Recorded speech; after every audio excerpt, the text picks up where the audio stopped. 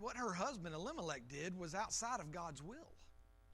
And when we make choices outside of God's will, we have consequences. And I disagree strongly with the idea that God had dealt bitterly with her, but that life had just dealt bitterly. They had made choices, and there was the result of it. She said, call me Mara. Bitterness. That's what it means, to bitterness. God is not sweet to me anymore. God is bitter to me. And so last week, though, we looked at where Ruth had gone and she had gleaned in the field of Boaz, and whenever she came back, Naomi is expecting to see a handful of grain. Enough for that night so that they could eat something before they go to bed. And when she walks in, she's got a bag. I don't know exactly what she was carrying, obviously, but it was a large gathering of barley. And whenever she walks in, Naomi, I imagine, is sitting on the cot that's there, on the pallet on the floor, waiting. Ruth's been gone all day, and now she's waiting. And when Ruth comes in, the little bit of candlelight that's in the room shows there's this massive amount of barley. And she jumps up excited, and she says, where did you go? Whose field did you work in? Where did you work? And there was a change. She actually says, and whenever she says, well, I went to Boaz. She says, oh, blessed is he of the Lord, who hath not left out his kindness to the living and the dead. And things were changing with Naomi. I don't think at that point anymore she's wanting to be called Mara. I think she wants to be called Naomi. She sees how God is dealing. Well, we come to chapter 3 tonight. She hears the name Boaz. And in Naomi's mind, things start to change in her mind. She says, oh, well, he's a near kinsman. We need to do something. And there's laws that we'll get into tonight a little bit. But we'll read verses 1 through 4. Then Naomi, now this is after she realizes it's Boaz, she says, then Naomi, her mother-in-law, said unto her, my daughter, shall I not seek rest for thee, that it may be well with thee? And now is not Boaz of our kindred, with whose maidens thou wast? Behold, he winnoweth barley tonight in the threshing floor. Wash thyself, therefore, and anoint thee, and put thy raiment upon thee, and get thee down to the floor, but make not thyself known unto the man, until he shall have done eating and drinking. And it shall be when he lieth down, that thou shalt mark the place where he shall lie. Thou shalt go in and uncover his feet, and lay thee down, and he will tell thee what thou shalt do. All right, so lots of notes tonight. We're going to move pretty quickly through them. Generally, Bruce isn't here tonight, but generally whenever I hand out notes, Bruce inspects them to see how long they are, to see if it's worth coming or not, that kind of thing. And when I printed 4 pages of notes, I thought, well, it'd be interesting hear what Bruce says, but they've got company tonight, and I understand that. Number 1, Naomi's desire for Ruth. Naomi's desire for Ruth. Verse 1, then Naomi, her mother-in-law, said unto her, my daughter, shall I not seek rest for thee, that it may be well with thee? First of all, her first desire for her was, letter A, was rest. Rest. This was not rest from toil. This was not, hey, you've been working all day. My desire for you is that you should not work. That was not the desire. I don't think any of us, the desire for our children would be, hey, I want you to never work. I want you to rest for all your life and never know what work is. That's not a good thing at all. I don't think any of us would feel that way about not this group, would feel that way about our kids. This was not a rest from toil. In that day, no one had rest from work. Everybody worked. It was not like today where many things are automated and shortcuts to get things done. There were no huge harvesters, combines going through the fields, getting the harvest. There was no email where you could just get a message to somebody, or texting where you can get a message to somebody instantly. There was no vehicles to go from one place. Nothing. Obviously, there was nothing like that. Everybody worked. Nobody had rest from toil. As I was reading one commentator, he said Naomi's desire was not a rest from toil. What they were doing was surviving. And that's what many people simply did in that day. They just worked to get through today to get to tomorrow. And then tomorrow they would work just to get through that day. I know our life sometimes feels that way. But what they were doing was hard. It was about just surviving from one day to the next. If you've ever watched that show, I think it's on History Channel, Alone. It's Vaughn's dream job, to go into the woods by himself and stay there as long as he can and make $1 million off of it. That's what Vaughn would desire to do. But if you've ever watched it, you understand a lot of these people, it's just about surviving the day. It's just about getting through today so I can get to tomorrow. And that's what they were doing. And so this was not a rest from toil. In that day, no one had a rest from toil. There was always work to be done.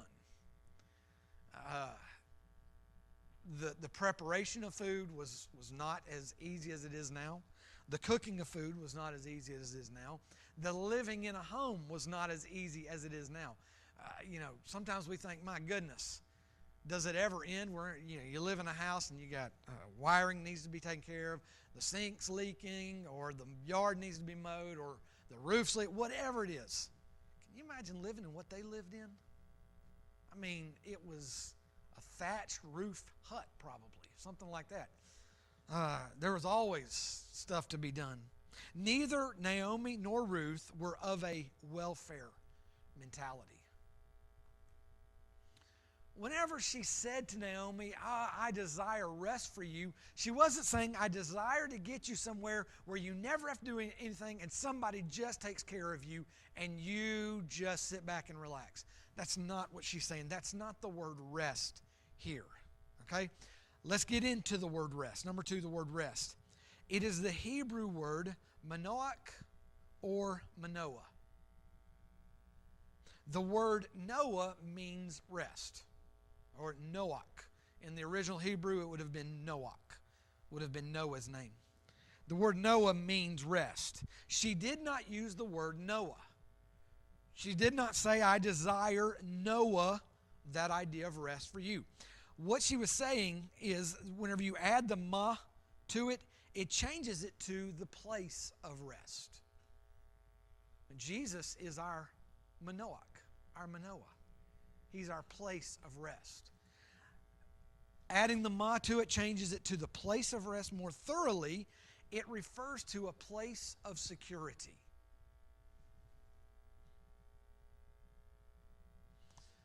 A home, basically. What I don't remember who wrote this, but the instance, a great picture of this, I should say, is whenever Noah sent out the dove.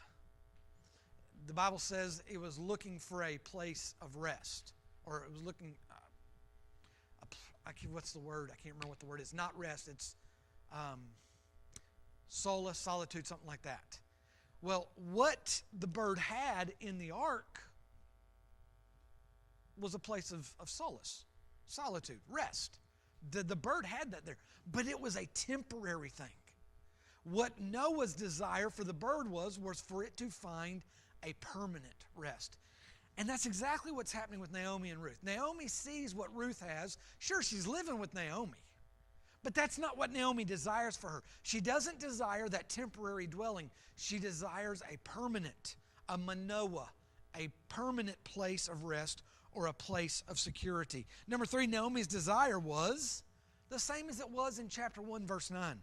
And if you flip back just a couple of pages, in chapter 1, verse 9, she says to both of them, Naomi says to Naomi and to Orpah, the Lord grant you that ye may find rest, each of you in the house of her husband. And it's the same word, manoah, that she would find a place of security, that she would find a husband. It was for Ruth. Her desire was for Ruth to find a husband.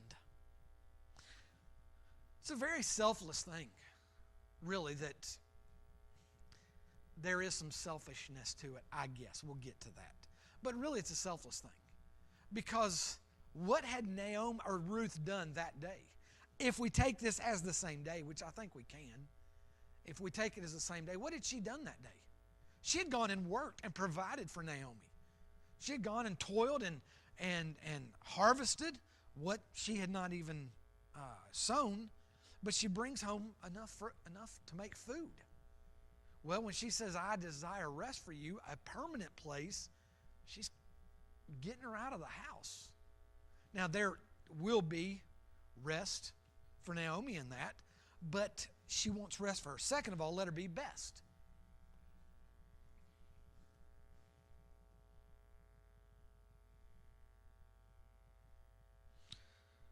We have these words in verse 1, that it may be well with thee.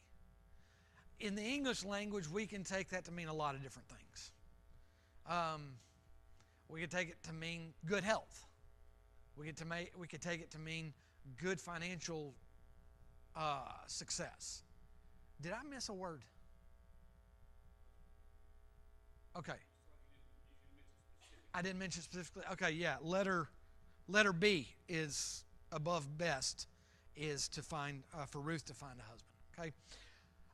We have the words well with thee. We could take that to mean financial success or financial well-being, health, good well-being. It could mean, that you would be happy.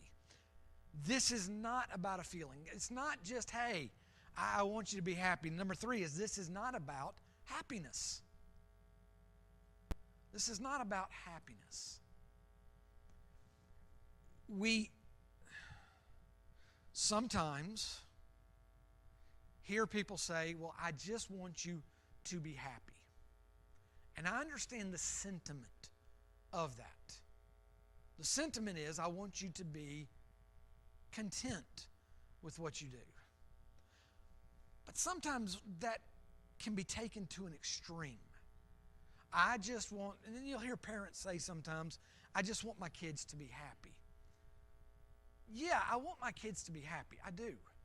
But if happiness involves immorality or unethical or immoral or illegal action, that's not the happiness I'm looking for. I don't want them to be happy. If taking other people's stuff makes them happy, I don't want them to be happy. My goal is not just for my kids to be happy. My goal is for my kids to be right with God. Being right with God brings happiness. But my goal is not, hey, I just want you to feel good. I want it to be well with thee. I do want you to be financially okay. I want you to be healthy. I want you to be mentally stable. I want all those things. But outside of that doesn't come if you're not right with God. My goal for my children would be godliness. Now, what comes with that is happiness, but I want them to be godly. This is about Ruth being in the best place for her. Being in the best place for Ruth. Our children sometimes think they know what is best for them. And when I say our children, I include myself in relation to my mom and dad. I don't sit here and I guess Wesley's over there. He's not listening, no. But I've got 2 of my older kids here, and it's not a slam on them to say that our children sometimes think they know what's best for them. I think all of us would agree, all of us adults would agree, we've been there. We understand that there have been times in our life where we thought we knew what was best when it's not what was best. I was talking the other day about when I was a kid, man, I used to ride my bike. We lived in this house that was across the street from a neighborhood where I had friends. And I'd get on my bike and I'd go across the street over in the neighborhood and ride. And my mom would get upset that I did not tell her where I was. What's the big deal? I'm riding my bike across the street in the neighborhood. If I'm not here, you know where I'm at. Never said this, obviously. But in my mind, I'm thinking, I didn't understand what was best for me. What was best for me, particularly in that day, was for her, whenever we didn't have cell phones, was for her to know where I was going to be. And there are things that particularly I can say right now that Wesley thinks is best for him. Well, how is it good? Would I be a good parent to let my child do whatever he thinks or she thinks is best for them whenever I know it's not best for them? No, I'd be a terrible parent. That happens all over the world. Kids do and eat and do and drink and take all kinds of things they think are good for them, or they think this is best. And the parent knows better and they do nothing about it. This is not about happiness. It's about her being in the best place. Our children, sometimes they think they know what is best for them. Most often, what they think is best is not. And again, it's not a slam on the young people that are here. We still do the same thing as adults. As adults. I think about how many times have we thought, hey, this would be a good idea. And as adults, we talk to either set of our parents and say, hey, this is what we're thinking. And they go, well, I wouldn't do that. You ought to consider this. And we think, oh, well, that's a better idea than what we had, because there's the experience. Often we do know what is best for them.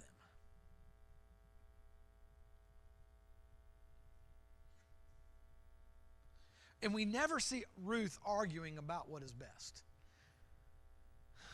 I was thinking about this story, particularly chapter 2 and chapter 3 today.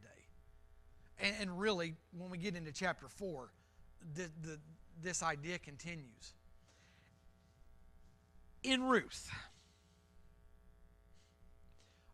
never makes a conscious decision about what is best for her, apart from being obedient, being submissive to Naomi and to God, without her even realizing it, I think, in that regard.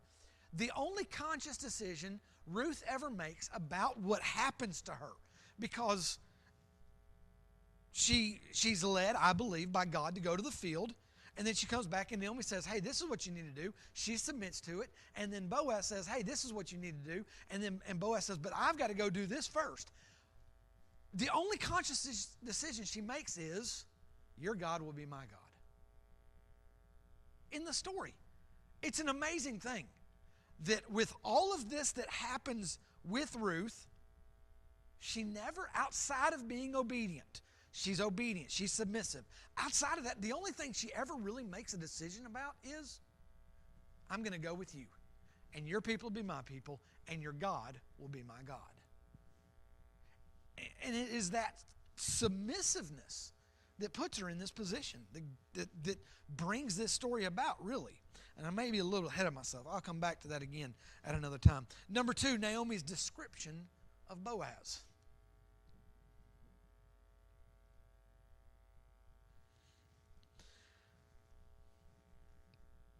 We have here in verse 2 a question that's a statement as well. In chapter 2, Boaz said to her, he said, have I not commanded the men to leave you alone? Well, he wasn't asking. She wasn't around whenever he did that. He was basically, in the English, it's a question. In the original Hebrew, it's a statement of fact, really. But in verse 2 of chapter 3, and now is not Boaz of our kindred, with whose maidens thou wast? I mean, she didn't know that. She's not asking her for a response. It's kind of a rhetorical question and more of a statement. Behold, he winnoweth barley tonight in the threshing floor. First of all, her description is he's of our kindred.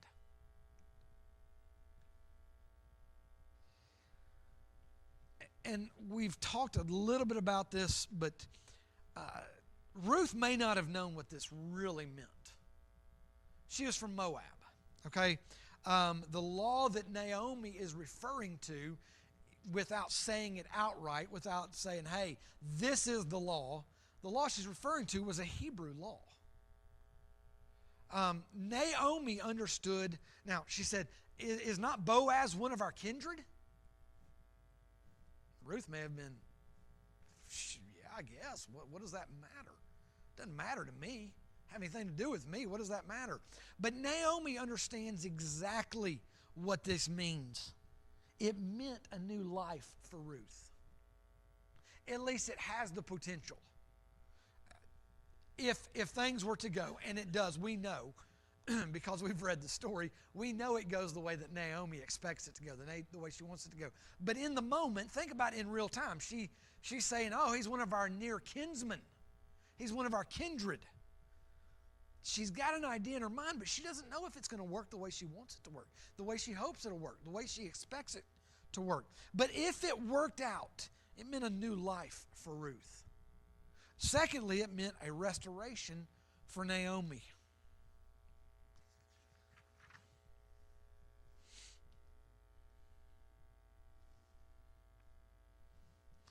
I'm gonna get into something that I was going to get into later, but I'll do it.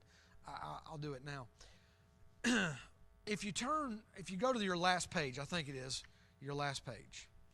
I make mention of a levirate law, a brother-in-law marriage law. Okay, you can see that, and then you come back to this page. The levirate law, or levirate law, however you want to say it, had to do with whenever a woman's husband died, if she was left childless, she had the right to go to a brother-in-law, I guess her husband's brothers, and say to him, I want you to fulfill your brother's intentions, give me a child. Marry me, give me a child. And so that was part of the law. He would redeem her back into the family. But another part of the law was that whenever that happened, he was able to redeem the property. If a woman's husband died, unless she was well off, unless he left her a lot of money, which was the exception to the rule, not the rule, the only thing she can do is sell the property. She's not going to be able to keep the property up. She has no children. She's going to lose the property. And so with the levirate law, or the levirate law, what would happen was not only would he redeem her back, he had the opportunity to redeem the property back to the family and pay exactly what it was sold for. The levirate law would not allow the purchaser of the land to sell it. They had to sell it back to the redeemer, to the nearer kinsman, and they had to sell it at the original price. And so the purchaser and seller made nothing off the land except whatever he made in selling produce from the land, if he was able to do that.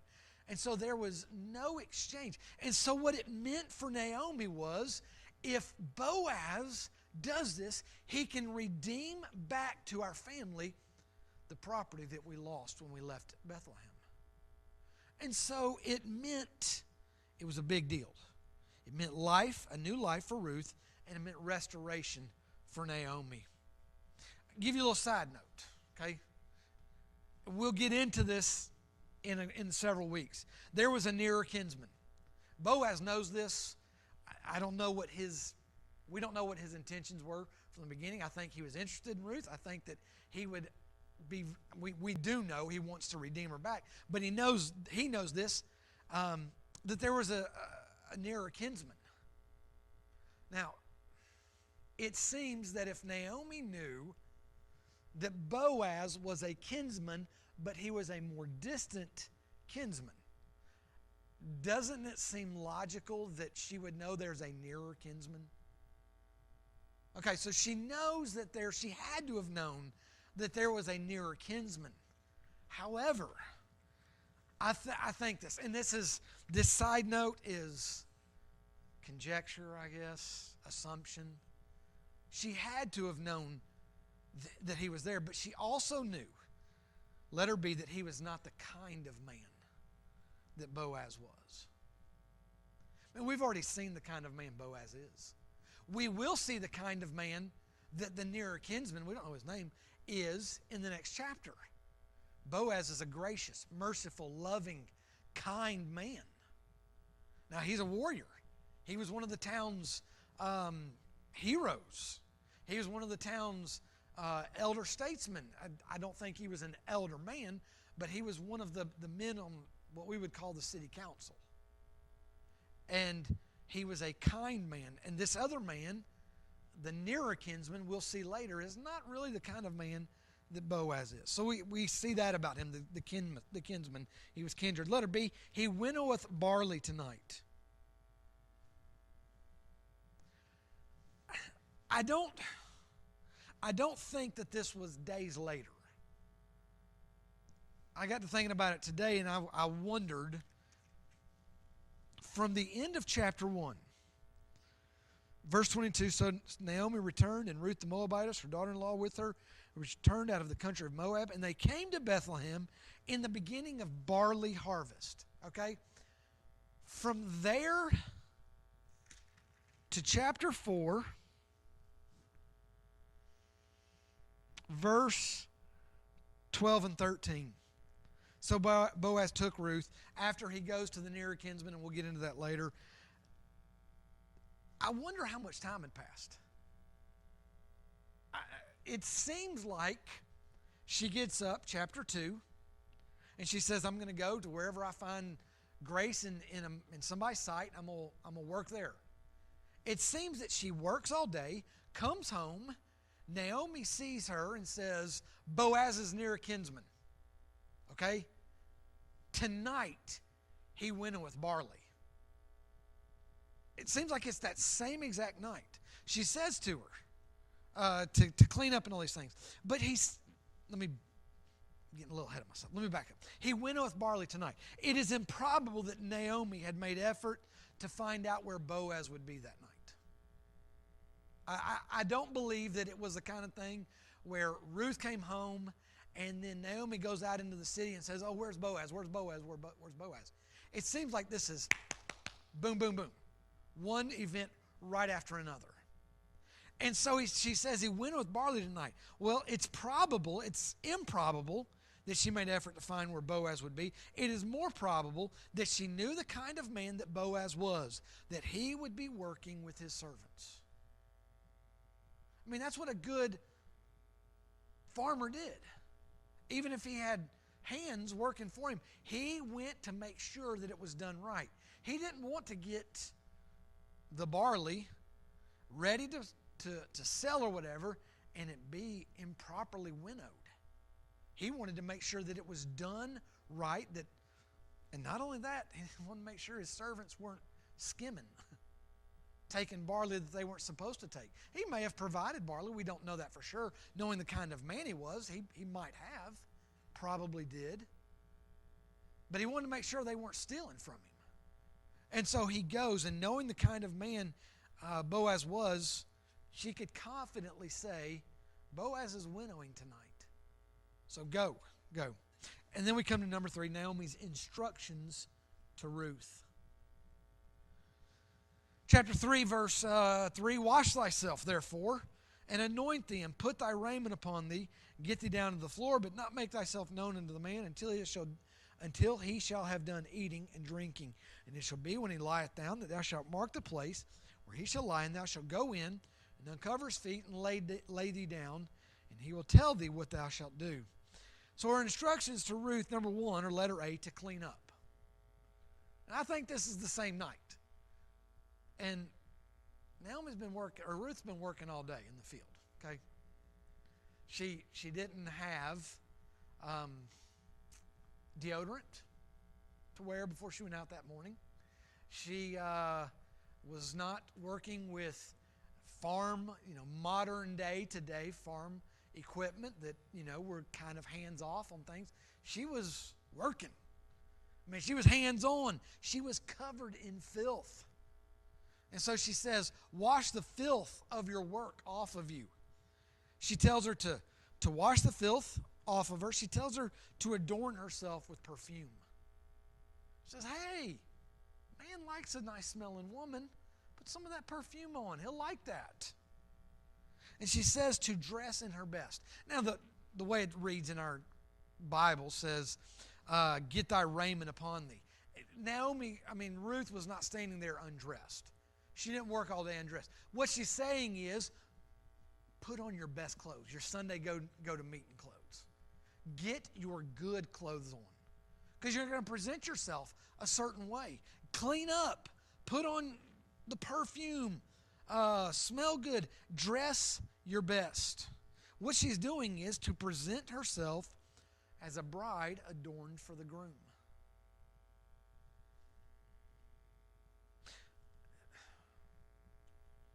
Ladies, if you're trying to now men kind of this way, but ladies, if you're going to impress a man, what are you going to do? You're going to get cleaned up, probably put a little perfume on, and dress really nice. Nothing's changed in the thousands of years, right? It's just nothing. Some things have remained the same. And so she says, this is what you need to do. You need to present yourself as a bride adorned for the groom. But I think this is part of it also. And there's some great spiritual application to this. She wanted her to show the Goel, that's the word, the Redeemer, the nearer kinsman, the kinsman Redeemer, that he matters enough for her to put forth her very best.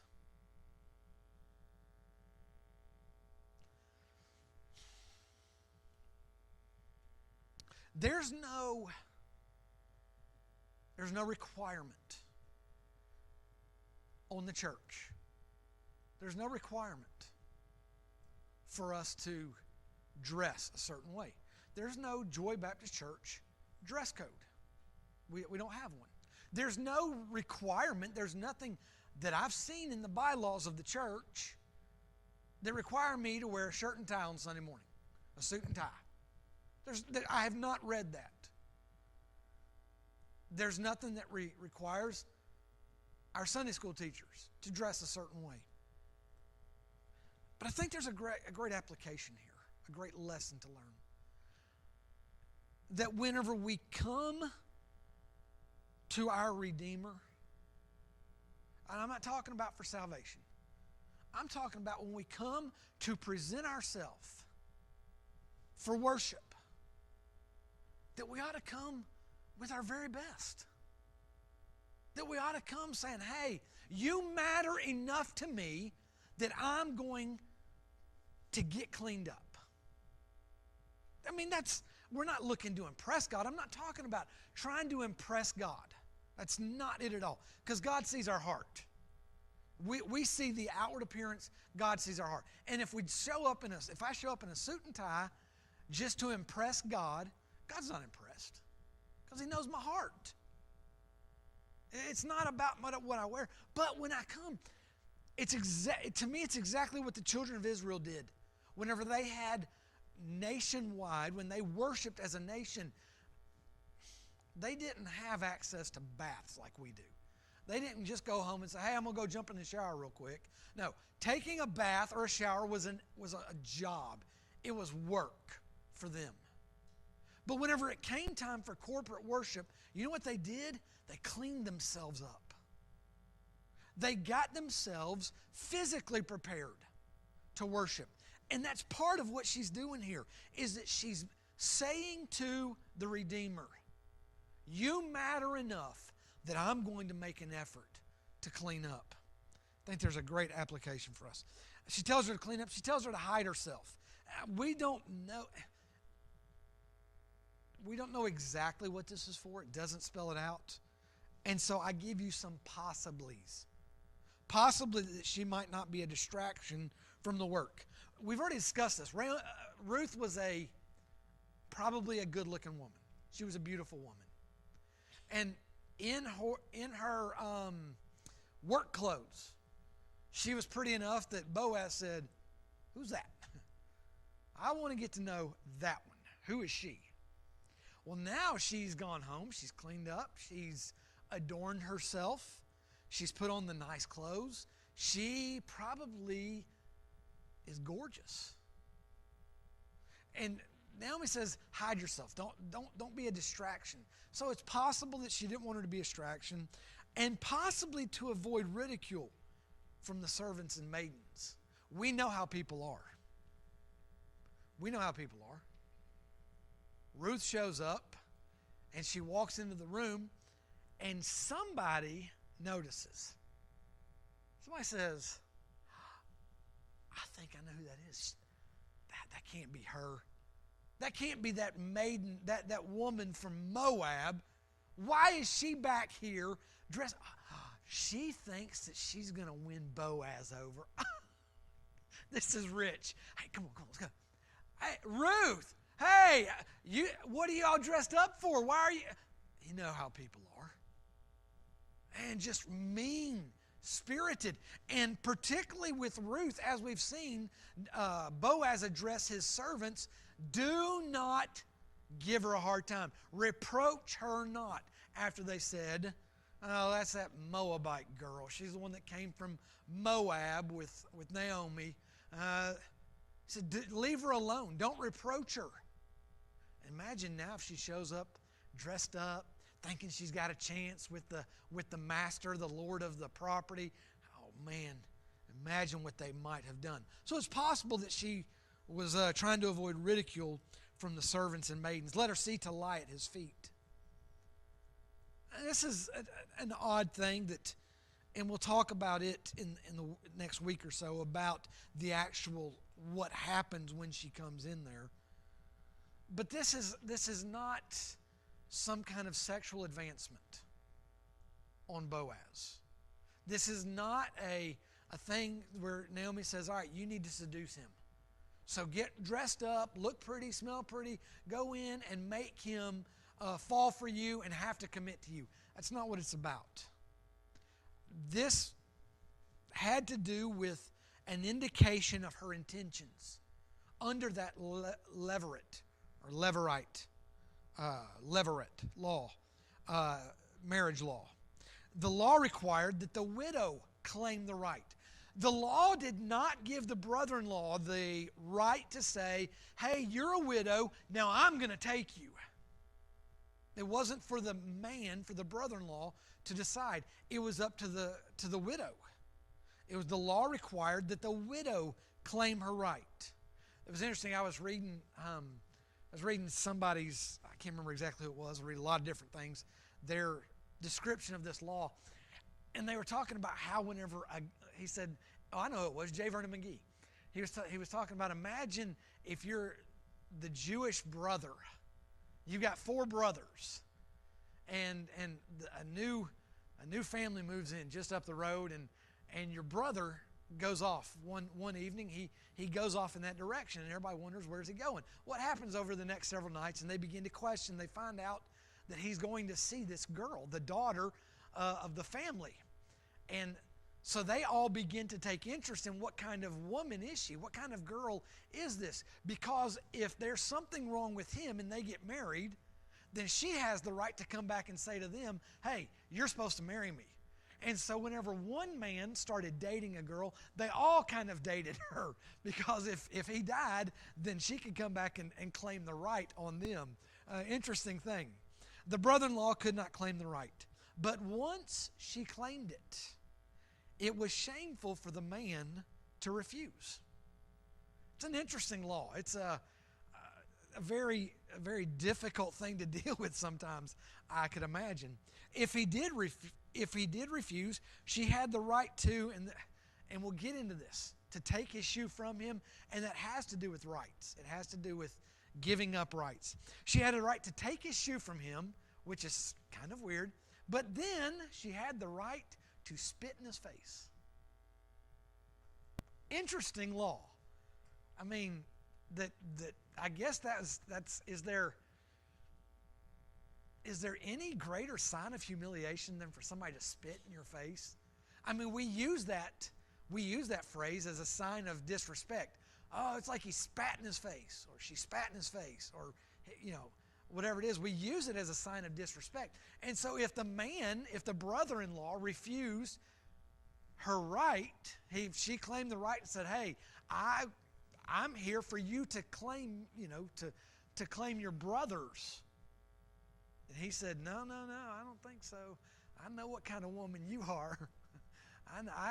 My brother talked to me about you. I'm not going to claim that right.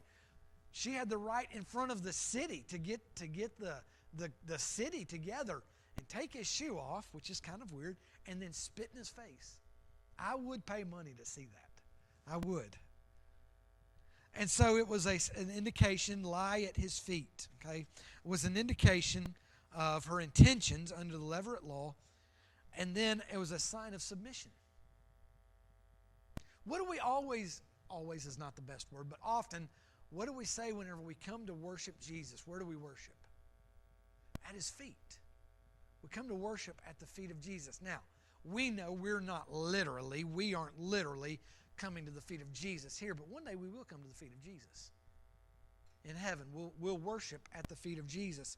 And so whenever she says, go in, find where he's sleeping, go and uncover his feet and lie down and cover yourself up, it's a sign of intentions of a sign of what her intentions are, and as a sign of submission. And then the last thing she says to her, she says in verse 4, and it shall be when he lieth down, thou shalt mark the place where he shall lie, go in, cover his feet, lay thee down, and he will tell thee what thou shalt do. She says, follow his directions.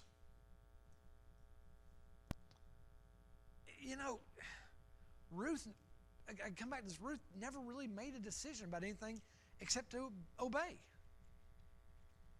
We'll look at verse 5 next week.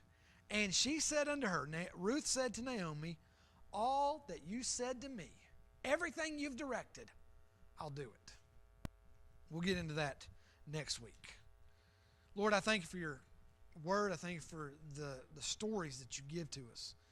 Lord, I thank you for the pictures that we see of your love for us in this story, and your work for us, and your redemption of us.